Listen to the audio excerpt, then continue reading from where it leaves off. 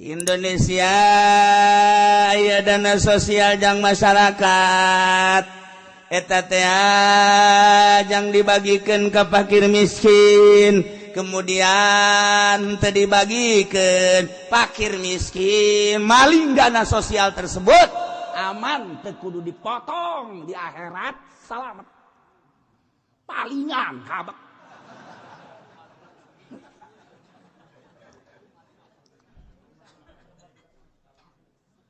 Situ.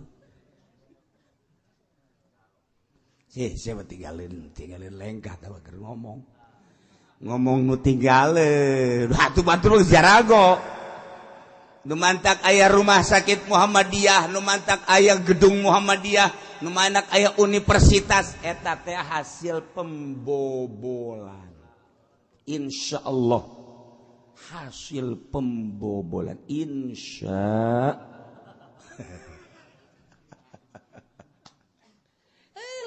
jaritakeun pembobolan negara atuh nyaho, insyaallah nyaho jasa atuh teh mah kerja sama babari tah bagus itu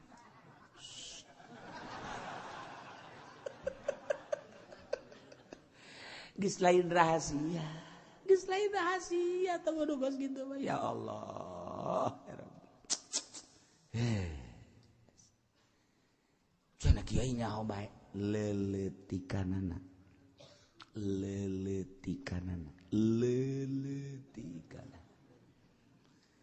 Aya dana jang pembangunan syiar agama, masjid, pondok pesantren, yayasan.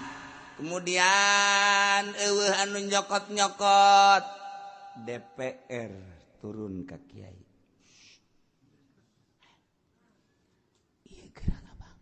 Maksudnya, kula nunjukkan proposal. Ayo, bisa kayak dipoto ku kula jang tanda bukti. Kula nunjukkan. Ya oke. Nyian pondasi, foto, thread, jadikan proposal. 1 miliar. Ya, dengan kondisi sekian kali sekian berarti dana bangunanana gambarna geus kudu aya. Ajukeun 1 miliar untuk tahap awal. Oke, iya. Turunlah 1 miliar ti dituna nu datang ka kiaina 200 juta. Ulah gandeng mah ieu sia masuk aju jeung sedikeun aing. Sia mah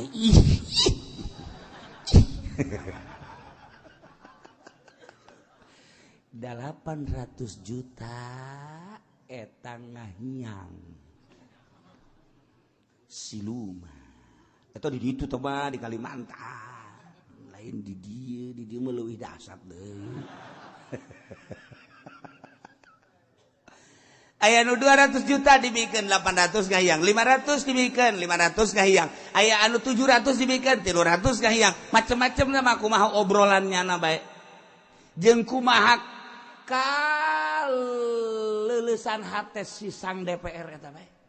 Emang nyana nu nyin, nyana nu ngabobol, maksudna ge jang nyana ieu mah ngan sakadar jang kokose doang. Emang aing teu nyaho. Deuh. Memes ge aing heula atuh nyaho. Jang teh hayang mah geus kitu teh. Tah, nu jadi masalah, kiaina doraka apa henteu, DPR-na doraka apa henteu. Wallahu alam, asana jahanam kabeh. Aduh Gusti, Indonesia urang ya Gusti. Indonesia urang kos kieu lah. Lamun dicarita-caritakeun ulah kaget lamun aya pejabat tinggi ngabangun masjid miliaran lain nang di kantong nyana ai podol selo nang di kantong nyana teuk ceuli aing dua anakna teuk ceuli aing ye hayang nyaho mah geus sia ye dua aing mah teuk ulah hiji-hiji aing nyaho jasa serem kadengena bapak anu ngabangun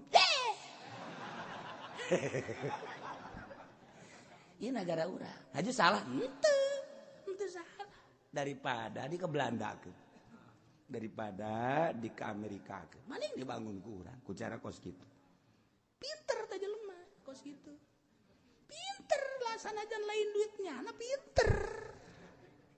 aju kukula lamun di bejaan usaha sabaraha masjid atuh nyaho jasa kula di Banten Pak Anu ngabangun wali bejakeun ya atuh dirangkas sia warauh Panegelang sia warauh diserang sia warauh ya atuh teu saya di kantong aing mantap begitu aya seorang pejabat kakula pejabat inohong di luhur waduh kieu cenah alhamdulillah kula keur ngabangun masjid sabaraha biayana sekian wah bang mantap amat bu hebat amat kukula di kitu-kitu barang tek dibelokeun teu nyerep teu ka dia kuari teu ka dia ajeuna bagi podal teu ka bagian paragsana aing teu nyaho deui atuh nyaho aing ngan aing mah teu hayang bae sebab teu bisa lamun bisa tuh endek aing ge wah iya salah satu contoh bobolan di negara masya Allah lobana lain lalagaan bobolan teh lobana lain lalagaan ieu teh geus aya 3 tempat bobolan mun ku urang dicaritakeun mun ku kuliah dicaritakeun ngan teh etis sebab nu bisa di daerah jang naon ka bobo sungut aing bisa moal pan hayang tungtung nama ka aing deui bae pangieunkeun cenah kiai proposal deui siapa ka becus eueuh pak geus gara itu bae mantak dikorupsilah tah ieu keur carita perkorupsian asal rapi di negara cara ngabobolna jeung korupsina aman insyaallah tetapi sing hade nu dibobol teh jang ka mana loyogna nu ngabobolna saha awas ta eta tah loyogna jang ka mana ieu dana nu ngabobolna saha ieu nu bakal dihisab jaga di yaumul qiyamah sieun tapi lamun kieu mah ieu wa ieu dana jang pembangunan masjid pondok pesantren bisa aya jasa kemudian teu dikaluar-kaluarkeun nu mantap teu dikaluarkeun boga rencana lain pemerintah dek dibilukeun ongkos baz zakat lah teu kan aya masruf lain Al-Qur'an ditu aya kiaian saudara nama di luhur mu'i tetapi kon teu sesuai pendapatan Kabupaten Tangerang sabaraha sih eta zakat nu mantap kaju teu percaya deui ka negara lamun masruf jelas atuh masyarakat mah beuh zakat kabeh ka pamarentah tah teu kudu dipaksa tapi sebab kewajiban asal geus bulan Ramadan mah masyarakat mah iraha ieu pamarentah ngumpulkeun iyaha ieu lantaran jelas masrofna ja aya dina Al-Qur'an kok pemerintah ngayakeun kos kitu ieu masyarakat teu tertarik ka mana loyogna loyogna ka mana masa urang ngazakat tajul ka bupati jadi berarti urang ngazakat dicokot ku bupati jadi bupati teh nyokot zakat urang ridho henteu sia aing dek nanya ka sia ngazakat ka bupati ridho henteu aya geus bupati ngazakat ka sia ih peuceut habak teh bupati